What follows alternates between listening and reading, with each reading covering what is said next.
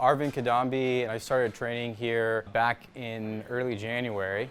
Had been lifting for a while, but then started getting injured, mainly because I just didn't really have the right form and things like that. So then I found this actually kind of by chance.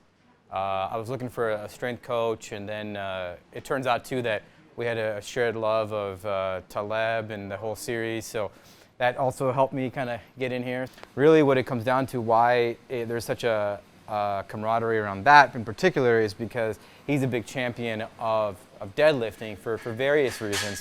But one of them is that because you can get physically very strong with a low amount of actual time put in it. Now, that being all said, it's also a very technical lift, right? So if you're doing deadlifts and you're doing squats and everything else that we do in here, you could do it on your own, but it's probably highly unrecommended. You need to be able to work with somebody that understands how to break it all down to you, and then even when you know all the steps, to remind you those steps, right? Like today, I came in here at 7. I know somewhat of what I'm doing. I'm still very much of a novice, but I need to be reminded, okay, set your back, keep your core tight, do this, do that. Like it's all very important to the whole equation. The coaching, yeah. When I started training here, back in January, I was working primarily with Coach Mike.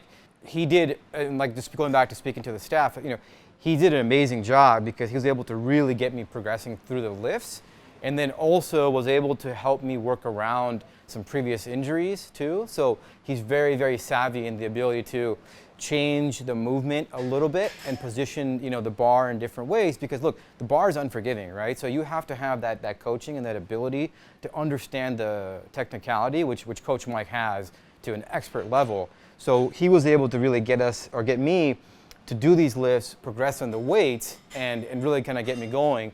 And then COVID happened, so we were working, primarily on Zoom, and then I was training from home for a little bit.